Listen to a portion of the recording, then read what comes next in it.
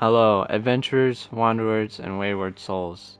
Welcome to episode 3 of Two Fucked Up Guys in a Call.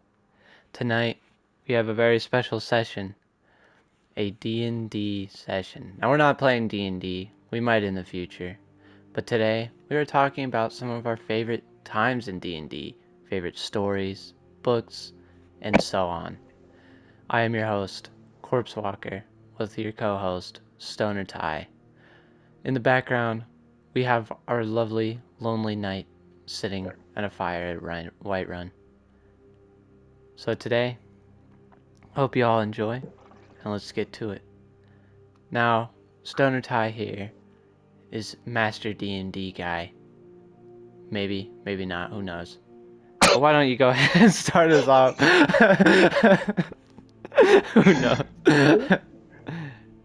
Alright, so the one thing I gotta say is like I got those two books you mailed me, Keys to the Golden Vault and Storm King's Thunder. I haven't started those ones yet because I'm actually planning on running that with you.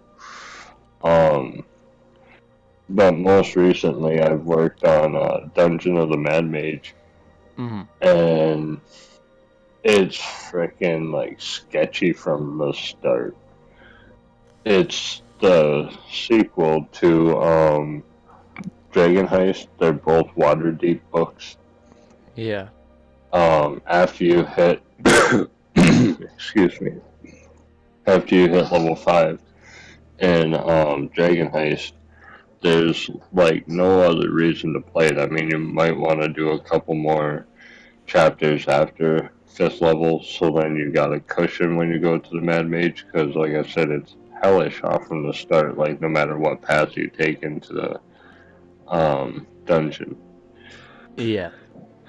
But I wanted to play this set ever since I first started playing D&D, because this is the only set from 5th edition that I know of that'll bring you literally from 1st to 20th level.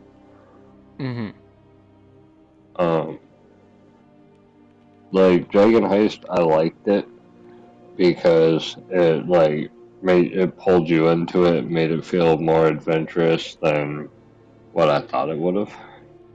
Yeah. Mad Mage, I absolutely love Mad Mage so far. Like I haven't made it through the first chapter of it yet, but as much as I love it, each and every time I hit combat, I'm like, oh shit.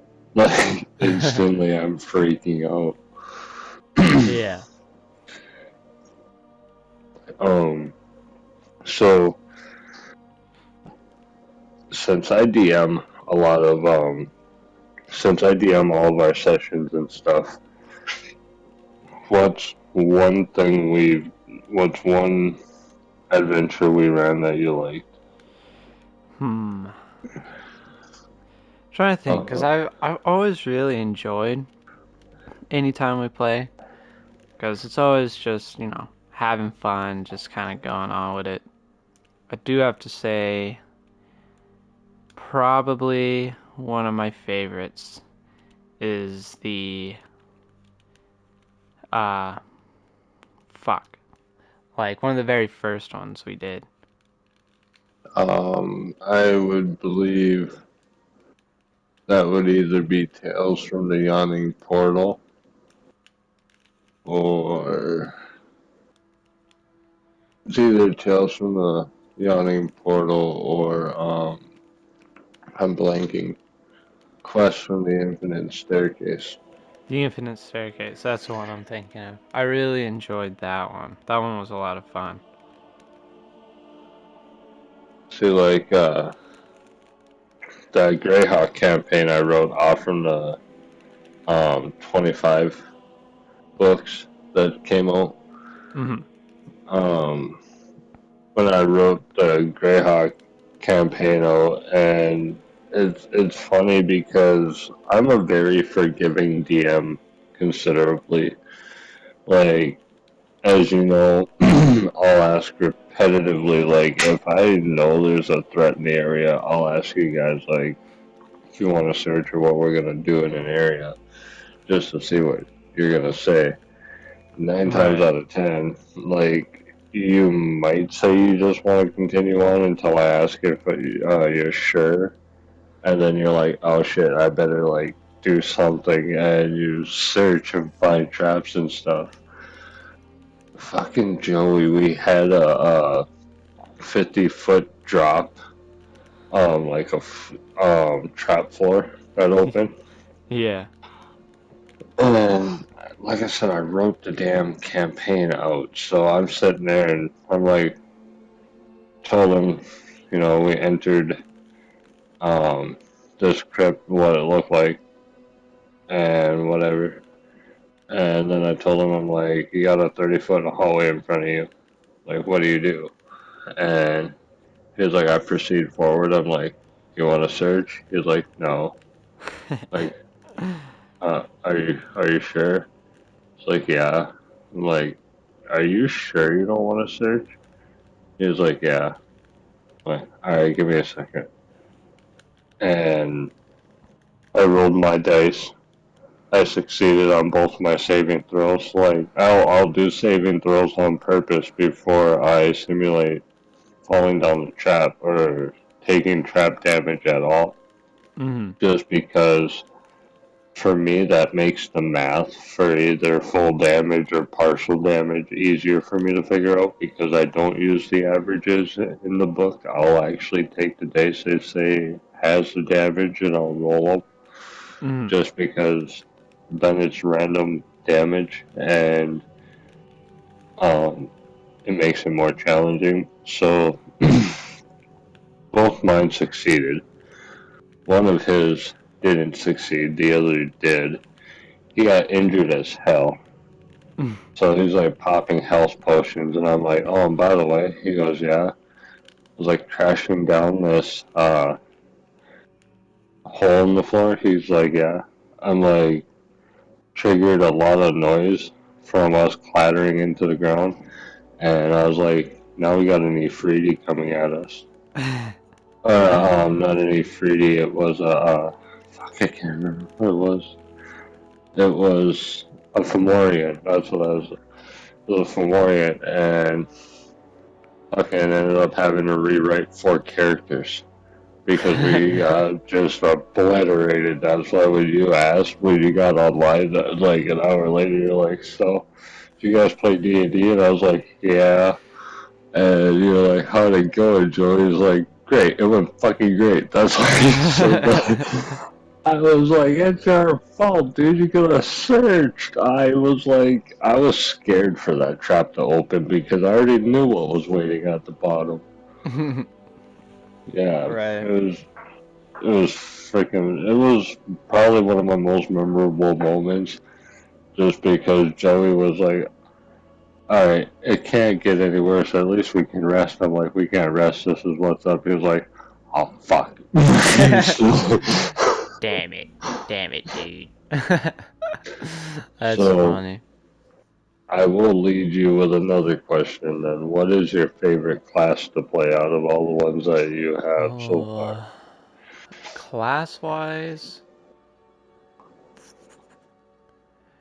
I do like Rogue. Rogue is always fun.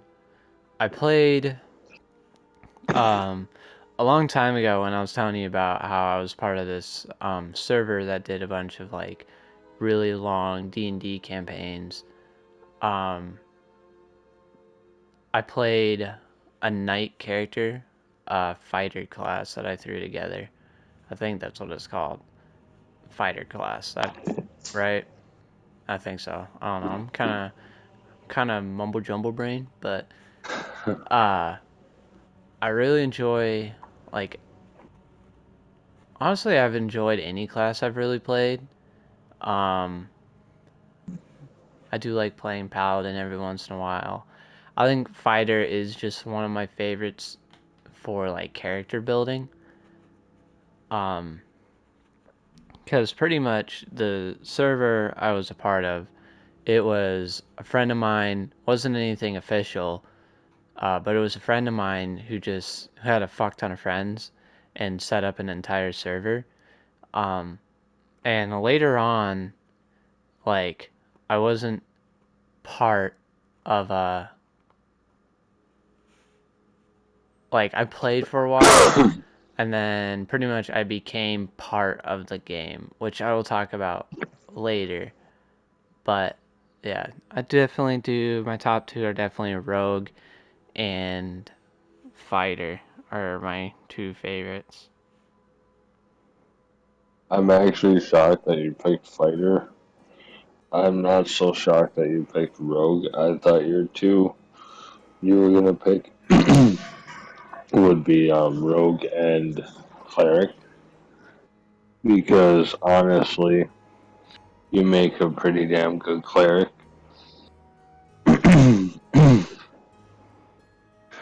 my my two favorite, I think I would have to say is Barbarian, and I think it might be a tie between Rogue and Fighter.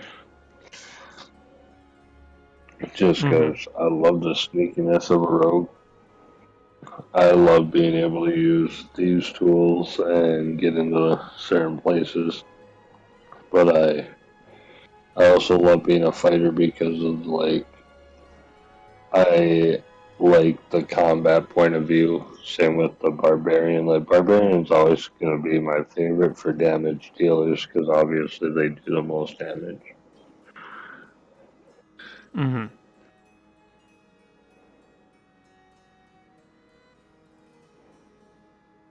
So that's that's all I got right now. Do you do you have any questions? Not really. So far, what has been like your favorite adventure? Oh man. So obviously I played most of these on my own. Candlekeep was okay. Um Fandelver and Below the Shattered Obelisk was probably one of my favorites. Yeah. That was an instant classic for me. Um Quest Quest from the Infinite Staircase is the actual first anthology book that I'd ever played. It was first one I ever bought. Um, Yawning Portal is pretty fun. Mhm. That is a book that I've yet to be able to beat. I believe it's chapter 6 is where it slaps the hell out of me. Um, Otherwise, I would probably have to say my my favorite adventure book is toss up between the Shattered Obelisk and Yawning Portal. Mhm. Um, I am currently, as you know, working on another new campaign. I've yet to get the first chapter of it done, but like I said, when I do get it done, you and I can test run it and see how it goes. Um, Reading through it, I'm already just going to tell you again because obviously you know how my DM brain works when I'm creating. But just sorry if you get obliterated. I was gonna say, I've definitely, I don't know, I've definitely held my own in quite a few of our sessions. Yeah, you have actually.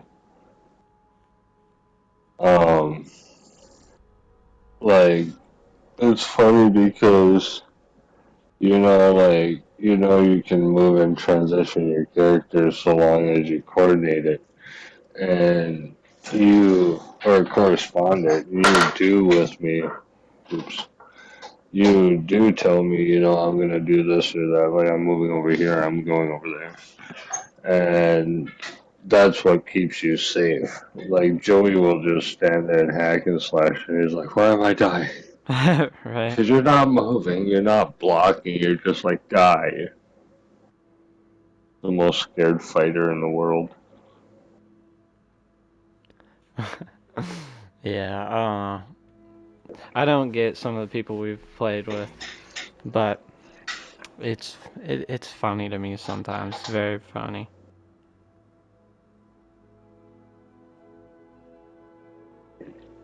Well, like,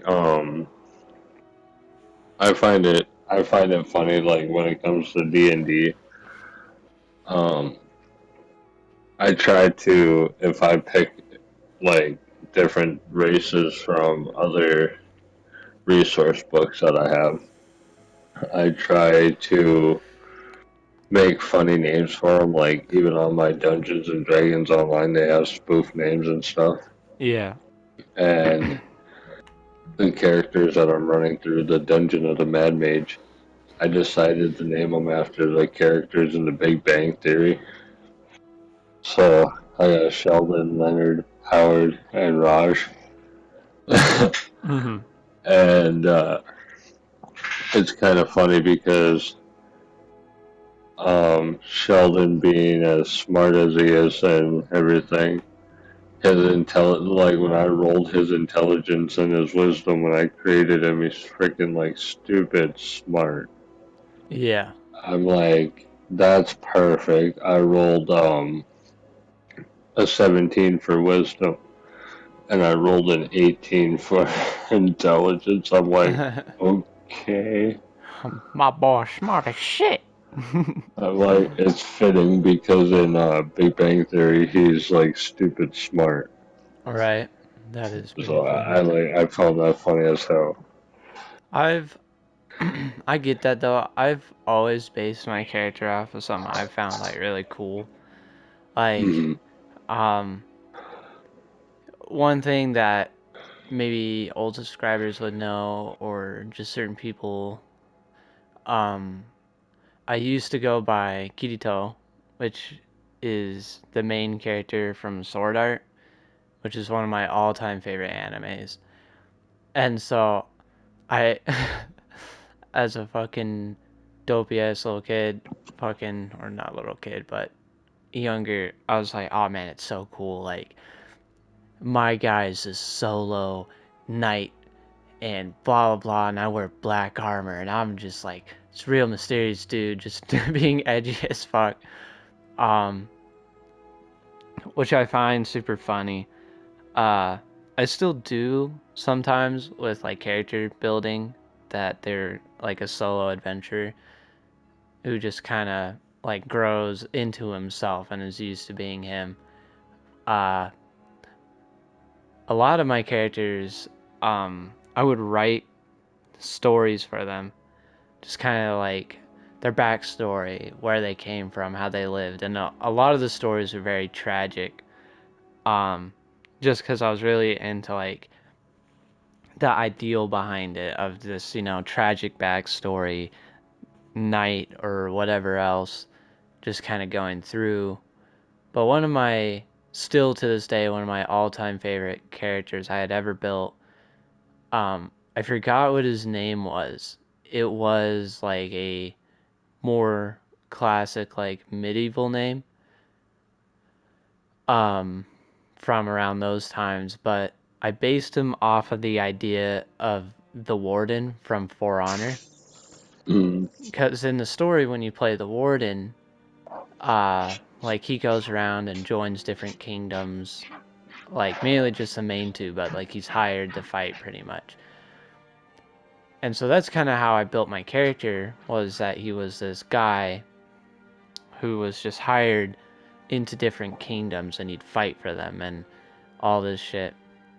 And so this character I had built was like had allies in multiple kingdoms and stuff like that. And that was the last character I had played with that server I was telling you about before um, I stopped quote unquote like playing, um, like as like an adventurer and going around and doing stuff like that.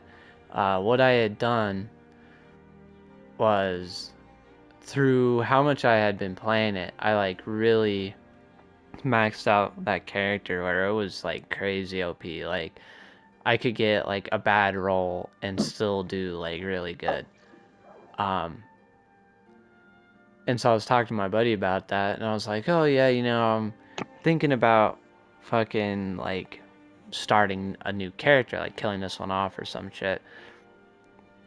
He's like, why would you do that? Why don't you like retire him into like a job and like incorporate him as more of a major point of the story? And so what happened was there was a whole thing that there was this kingdom that everyone was like a part of that didn't really have anything. And like players were like running shops and shit. Well, he made it that my guy retires and he buys this building and he started to run like an adventurers guild.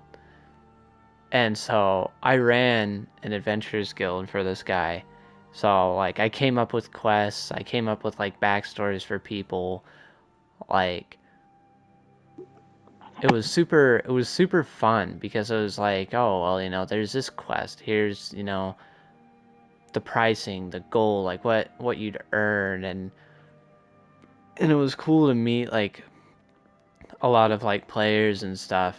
And later on was really cool because like my character had been was like through the thing was rumored as this solo guy, blah blah blah, because that's how I like ran my quest because I didn't really want to hang out with anyone. That was still at my time of being very antisocial, and so it was just real cool that to see like people go from, oh, this dude is this like solo player, like he plays by himself, doesn't really talk to anyone, blah blah blah, to like kind of my name being passed around as like one of the best quest givers for like the Adventurers Guild and stuff like that. So it was a lot of fun.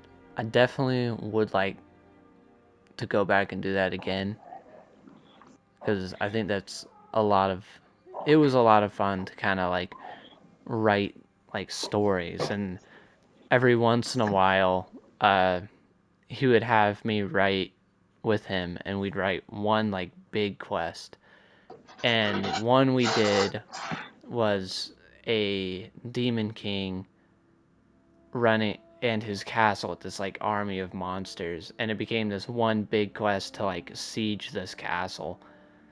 And like I'm if I remember correctly, that battle alone, because it was so big, like it lasted multiple like days Mm-hmm. of people like playing. And obviously, you can't play for days straight unless you don't have a life. But so like it lasted days, this battle, because of how big we made it, and it was really cool. And so it was real fun to be part of something like that, to be like go from like a player and then having him be like, you know what, you run this adventurers guild and you run it how you want to and blah blah blah. And so it was a lot of fun. I was really good at it, but that was years ago. And sadly his server kind of died out because he got busy with like life and stuff and couldn't really run it anymore. So Mm-hmm. SOL, I guess. But that is one of my all-time favorite like D&D things. And honestly, I've thought about seeing if I personally could go through and like kind of make a server like that and fucking like what is it? Like get a bunch of my friends in there and do that.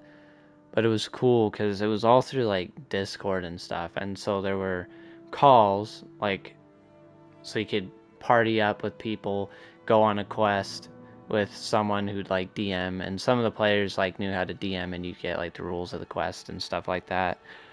Um, and so mine pretty much the way it worked was I had my own little section where it was my Adventurers Guild, and it had a call so where like you could come in and like hang out, and it had like different like it was real cool because like you had the central area where you could join and just talk to everyone in that, and then it had like tables so you could sit at a table and talk to the people at the table. um and then obviously you could talk to my character, and we had this bot that when you typed into the chat with it was like you would put slash something or another and then type out the message, it would show up as your character.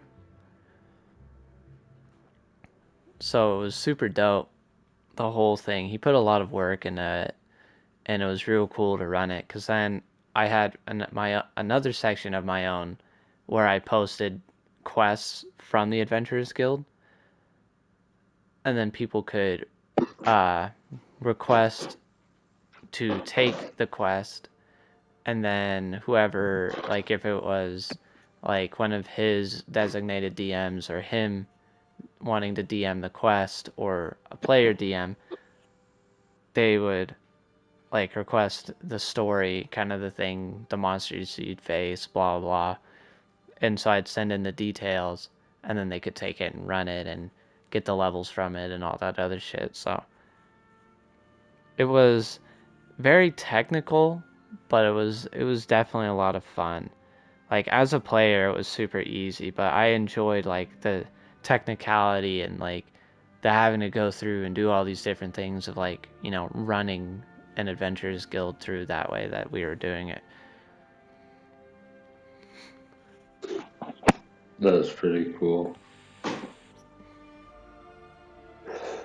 Um, like I absolutely love writing my own stuff, Yeah, but I also um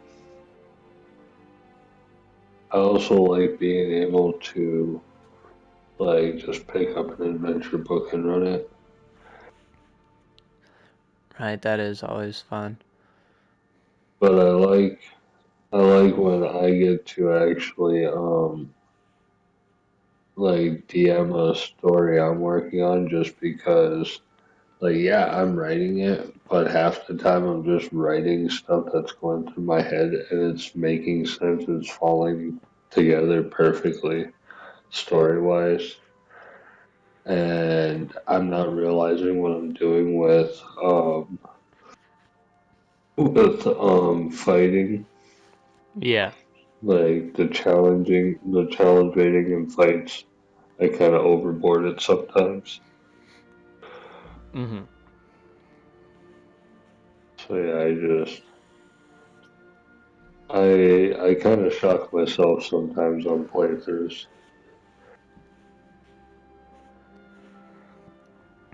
Yeah.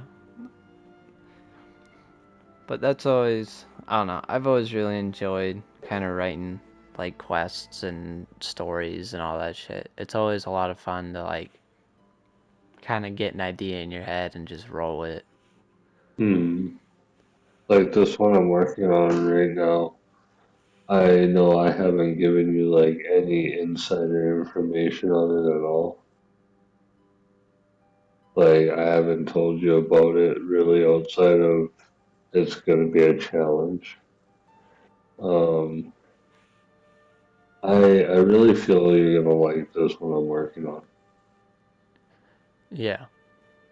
Um, I'm what excited. I I'll would check like it to out. do, I would like to actually finish it, and then my goal is to have it either run from first to 20th level, or do like a 4-part set. I could do first to fifth level, then next one I could do fifth to 10th, and then like 10th to 15th up to 20th on the last set. Um, I don't know, like I was saying about breaking it up, but I would like to make it if it runs good and it's like I find it fun, it runs good. Mhm. I'll find a way to post it online like free PDF. So then once that's out there, I can like tell people how to get it and to test it out, whatever, if they want to. Yeah, that'd be really cool. But you're gonna be my guinea pig. Yay! I'd love to be experimented on. You're gonna do great when aliens arrive. And they come down to Earth. Prod me! Please! I'm like Randy in the South Park game. Is this your first time? Oh shit, what is that one? I think that one's Stick of Truth. That's so screwed up. I've never played those games. They're pretty fun. I've been playing the newest one, which I've been enjoying.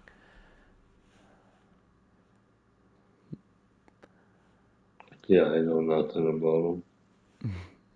They they're definitely fucked. They're one I'd really want to like record or like stream or some shit, but I don't know. Some of the shit that's in there, I don't know what I could and couldn't get away with. But yeah, no, they're fun. But speaking of, I got a great ideal question for you. Out What's of that? all of D&D on video game wise, what game do you think depicts more of the feel of D&D? Because I know that they have like actual official games like the Neverwinter game I and already a got it. few others, but what is your favorite depiction? Dungeons and Dragons Online. Mm-hmm. 110% hands down. I'm premium subscription and I absolutely love how that game plays out. I play on the VIP server. Um I can literally start brand new characters and play it from first level all the way through over and over and over. Like my highest level character is a Tabaxi. Um, I think it's a ranger. Yeah, it's Tabaxi Ranger, and it's a level 15. Otherwise, I have a new one that's he's either an Orc Ranger or no, yeah, he's Mm-hmm. an Orc Ranger, and I did that on purpose. I tried to figure out what would be the hardest mix to run. Trying to be a ranger as an orc is really difficult, but I've got it where it works perfectly for me almost now. But yeah, Dungeons and DDO is like that's my favorite ever. Yeah. I love the quest. I love how it feels. I I like the diverse, like the in depth feel to it. Like there's so much you can do in the world, and then you got talent trees you got to upgrade and to make you stronger, whatever. And like I believe it came out in '05, Yeah. but for it being an older game, they still update it. Like user base is there, and the game runs so beautifully. Like, well, I play it on my HP Omen. Mm-hmm. Um, I could play on my MSI, but I'm afraid like I don't want anything to happen to that laptop. I'm like kind of babying it. I don't blame you. But I mean, I think it's a i9 or an i10, so I mean, this freaking thing is damn good. It's built for gaming. I don't want anything funky to happen. Right.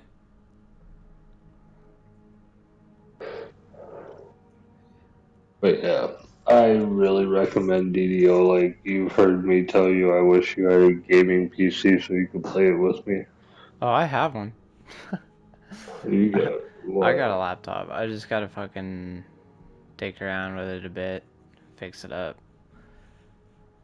get it to actually run games decently. It's an older one, but at this point I'm planning on just buying a fucking newer gaming laptop.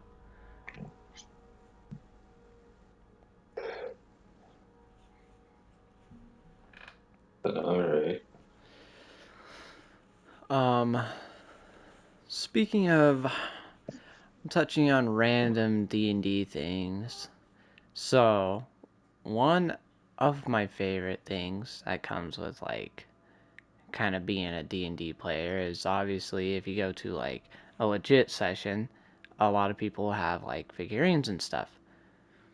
Um, well, I actually have one of a character I built a long time ago. I forgot his name. I'll have to send you a picture. But there's a company called Hero Forged, I think, if I remember correctly. And you go in and you can build your character like completely with all what they have, customize it, give them like a base to stand on. I think later on they have like pets that can stand on your base. Like they have all the different kinds of races and like really like detailed.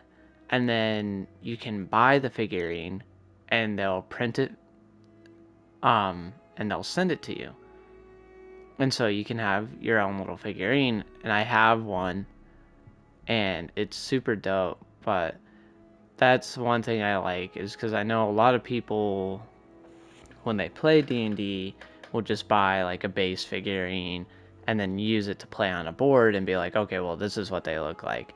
And I think Hero Forge is super dope because then like you can build what your character looks like and be like, yeah, this is what they look like and shit like that. Because it to me that adds just that little bit more of like specialty to it. I ended up getting talking about figurines. I got two that came with this thing called Dungeon in a Box, Mm-hmm. and I refused to take them out of the plastic boxes because I want them to stay in their condition. And one of them is absolutely awesome because it's got a typo, like it misspells the creature's name on the box. Yeah. But then the creature in the box isn't what the box says it is either, so I got two spoofs on a package. I brought them to work to show them to a dude that is at the house. Mm-hmm. This other guy was at the office. He goes, "Oh, let me break those open for you." I'm like, "No." I was like, "I will dent your face." I will I'm, kill you over a figurine. I'm like, "Open it, ruin that value." I will stab you ruthlessly. I just think it's cool as shit. Like I know that's gonna be worth something. Right, that is Like super dope. well, my whole collection of everything all together is just shy of $2,000 worth of stuff, Right. and I still got more books coming. So I'm pretty sure if I were to add those in it, I'm probably just at the $2,000 mark and just over it. Like Right. I'm either just at it or about $50 below it. Like I have a problem. Hey man, I won't fight you on that. I got a fucking Pokemon problem, so yeah, I It's funny understand. because when I was growing up, I used to have friends be like, "Oh, you should play D&D." I'm like, "Oh, that sounds stupid. Fuck D&D." Like my whole life, I'm like, "No, it's dumb." And then I talked to a dude from the house. And he's like, "You like playing RPG games on your system?" I'm like, "Yeah." He goes, "This is RPG on paper." I'm like, "What?" He goes, "Yeah, you get to build your character, level them up, increase their stats, get new gear." I'm like, "All right, let me make one." Hi, And you have my attention. then my first character I make, I go to roll out stats and I was making a barbarian so I could deal damage and my strength was an 18, my constitution was an 18, and my dex was an 18. I'm like, okay. 3 18s in a row, bro. Dude's like, he's like, yeah, you need to play this game. That's lucky. Alright. But yeah, my first character was a beast, and then I asked him if it was cool if I brought my character sheet home because I found adventures online to play. There's like if you Google free PDFs for fifth edition, Mm-hmm. you'll find a website that'll give you like 35 free adventures and it'll take you all the way to like I want to say level 16 or 17 if you play all of them in order. Oh, nice. And anyhow, dude let me take home the character and gave me a free set of dice for um my first set. And as you know, they're metal dice. Yeah. Started my metal dice addiction, and I already filled a dice case. Like I I want another dice case because I want more dice. Um, but anyhow, like I brought my character home I created at work, and I ran those one-shot adventures with 3 more characters I drew up. So I had a party of 4. And my first character to die is my first created character. Like I made it to 9th level, so it's like I was already liking my character and how I was rounding him out through the adventures, how I was building him and stuff. Right. And he died. I'm like, no, like what the hell? And Austin's in the living room. She's like, what's wrong? I'm like, my very first character died. I was like, I am so bummed. And she's like, why do people get like that? I'm like, because you actually do bond with your character. I'm like, I bonded with paper. What's wrong with me? I I was made so love frustrated. to this paper. We I did loved unspeakable it. things. That's one thing I find funny is like the attachment you can get to things like that. Like I know like a lot of people get really attached to their D&D characters, like I have as well.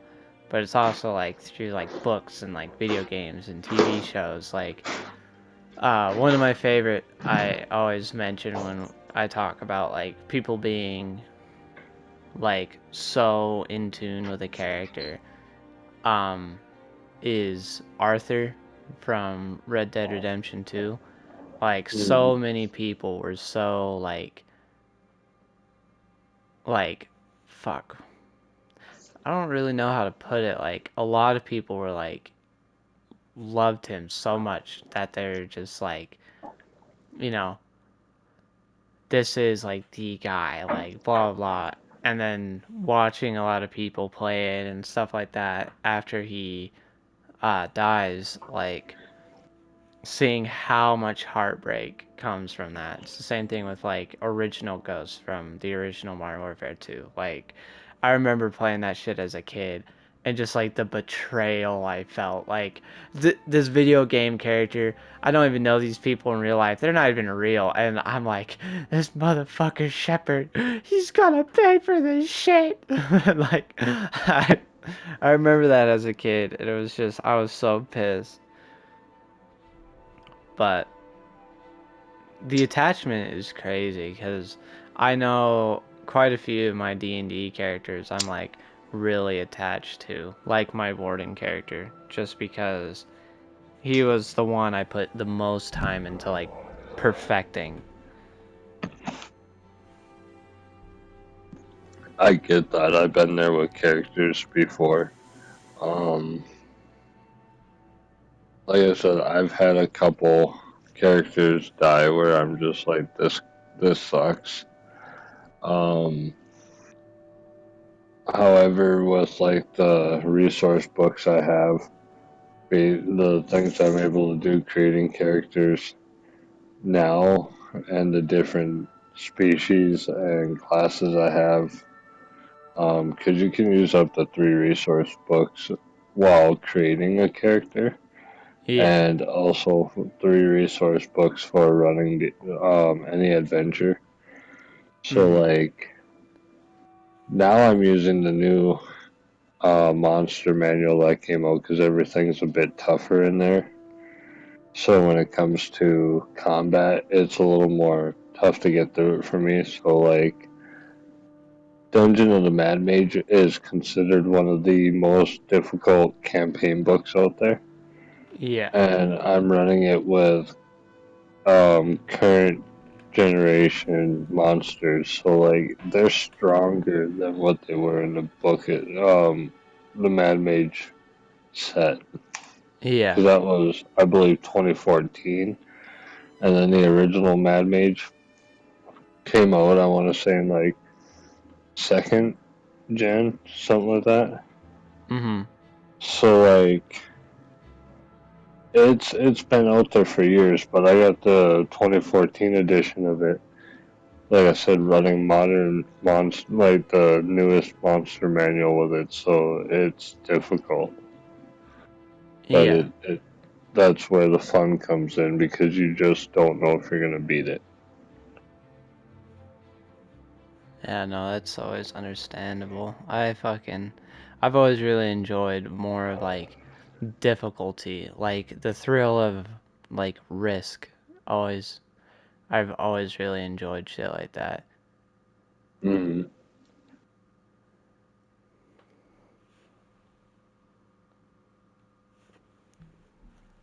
So, another funny thing I want to touch on D&D is I found it really funny that there was like for a long time a stereotype behind D&D that was like, "Oh yeah, you play it in your basement alone with like your nerd friends and blah blah blah." And a lot of people were like, "Oh yeah, it's a super like stupid nerdy thing, blah blah blah." Wasn't really, I mean, it was big, but not like in like a casual sense, I guess. And that's something I found really funny, especially after Stranger Things came out. Like Mm. after I think it's season 3 maybe with the Eddie character. um how many people were like, "Oh man, like D&D is super hype," and how many people got into it because of shit like that.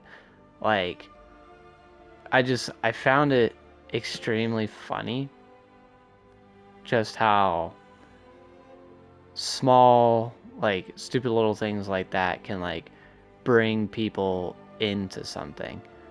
Like like with you, how your one of the dudes at your house was like, "Oh yeah, fucking you like RPG shit? Check this out." And then here you are now, almost $2,000 in D&D. Like, Dude, the addiction is real. right? No, I Um, feel that. I definitely have a couple bands put into Pokemon. Uh, it's bad. Like certain shit like this, it gets real bad. It's almost worse than gambling. Uh, I I like it though because the level of creativity there is crazy, and to me it's like if my brain is overwhelmed, there's a lot of times I have to force myself to do something to get my brain off things, and I'll just flip open a book and run a solo session with characters. It just kind of like yeah, brings me out of whatever funk I'm in. It's like therapeutic. right. I will say that is one thing I like about like D&D is it is like kind of that therapeutic thing where you just like when you're really into it, like you're into that moment, like nothing else matters and you're just lost in that world. Yeah. Yeah, that's one of my favorites. It reminds me uh someone I hang out with a lot. is a really good storyteller. Like, he fucking writes books and all that shit, and he's amazing. And we used to do our own kind of spin on D&D that we called, I don't know if this is like an actual thing, I never really looked it up, but we call it oral story, where pretty much he like pulled this shit off the top of the dome almost. And we use like base rules of like D&D, but we like create this story and these characters and like role play these characters, and it was always so much fun because like I'd be going through some shit, and it doing stuff like that definitely really helped me through some of the harder times in my life. Because I'd be going through some shit, and I'd go to hang out with him, and we'd do oral story, and I'm just like lost in that world. Like nothing else matters. I'm just in that world. I'm this character, you know.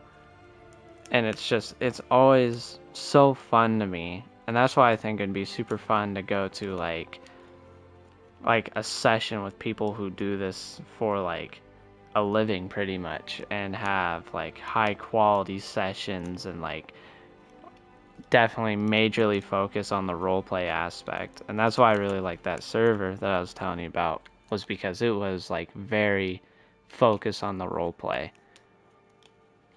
Hmm. Um, like with me, that's like my main goal, especially with what I'm writing now. I'm I'm really hoping that because I got a lot of filler in there along with the main story quests and stuff. Mm-hmm. I feel like I feel like I'm really gonna like it, and I think people, if I like put it out there, like I said, I think people are gonna like it just as well. Like I'm taking a lot of pride in it, and I can't wait to run it.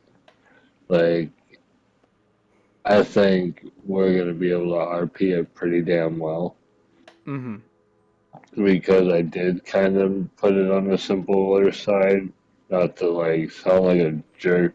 It's more or less for the fact that like D&D's fan base started growing more and more each year since COVID happened, Right. and that's what I'm trying to do is make it where like the younger generation can pick up on it easier too. Like Mm-hmm. it's a challenging starter one from like the beginner, but I'm guessing like logically by level 5 people should know what they're doing. Right. Also, to touch base, you were talking about the whole Stranger Things uh, deal with D&D. Mm-hmm. I have a D&D book right now on the shelf that is portrayed in Stranger Things. That's super dope. I was gonna say, I thought that they did some kind of collab thing afterwards. Yeah, they did. Oh, here's a good one. What is your favorite non, like not D&D, like spin-off, but like D&D adaptation? Like someone kind of taking the idea and turning it into something for what they're making. Like Um, kind of like Baldur's Gate. Like it is but isn't D&D. um, I mean, you can't really see that's hard though because both Baldur's Gate and Neverwinter are 100% D&D. Well, I guess that's true, but Um, Neverwinter is like official D&D. So I I guess maybe guess like not if we official. were, I mean, damn, that's difficult. Because I mean, I've tried finding games close to D&D. Like, I figured it being as big as it is, how people talk about it all the time. Mhm. I thought that I thought maybe there'd be more video games out there.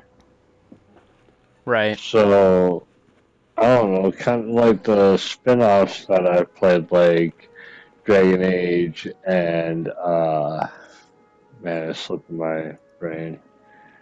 There's a few that I played that were similar, but I didn't really care for. Mm-hmm. Um, I guess one that was similar with its own twist that I did like was The Witcher 3. Yeah, That was a great game. Like, I'm not even gonna lie, that was an amazing game. the Witcher series is very good. Um, but if we're gonna go off D&D title on console, I would say Neverwinter is probably my favorite, which is weird because Baldur's Gate 3, I believe, is 5th edition, Mm-hmm. and Neverwinter is um, 3rd. Mm-hmm. I don't really like 3rd edition, but I love Neverwinter. Right. I gotta say, for me personally, my favorite non-D&D D&D kind of spoof spin-off is definitely has to be Bunkers and Badasses for the Borderlands games. Tiny Tina's Wonderland is so fucking funny and so fun to play with, like, the idea of like, oh yeah, this is D&D and the land of Borderlands, like in their world. And it's all super funny because like you're playing and you know, fantasy setting, you're going through and it's like, oh, guess what? You also have a fucking gun. You're fighting skeletons? Here, use a shotgun. But that one's one of my favorites. The stories are always fun. Tiny Tina, like, just makes it that much more fun because her DMing it is hilarious. Um, but that's one of my favorite other, like, adaptation things. But is there anything else you have to add to this episode of D&D as we are reaching the end? Honestly, I think we were talking about doing another like part two. I think we should come back later and get this in an episode later on as well, Mm-hmm. and kind of like see what people like our viewers see what they put in the comments, and like maybe we get feedback or they tell us like what their favorite experience is or whatever, you know. Yeah, I like Um, that. I would like to hear some feedback from people and see exactly like what they think or what they like, you Right, know, favorite classes and favorite realms, whatever. right. Well, you've heard it here first. Leave it in the comments. One of your favorite times playing D&D, one of your favorite characters that you've made, or class, or race, or your favorite series, your favorite book, game, so on and so forth. Let us know down in the comments. And if you have any questions for a D&D Part 2, leave them down there as well, and we'll touch on them when we hit our Part 2. Now, thank you all once again for joining us in the pit, and I hope everyone enjoyed. I hope everyone's having a great day. And with that, we have concluded episode D&D. We have specials coming. Our 10th episode will be a lovely live stream. And maybe we'll even do an episode where we play a session. And now, with blades sheathed and spells spent, we part ways for now. May fortune favor you until our roads cross once more. Thank you all for coming. This has been Two Fucked Up Guys in a Call, with me, your host, Corpse Walker, and your co-host, Stoner Ty. And we'll catch you all next time.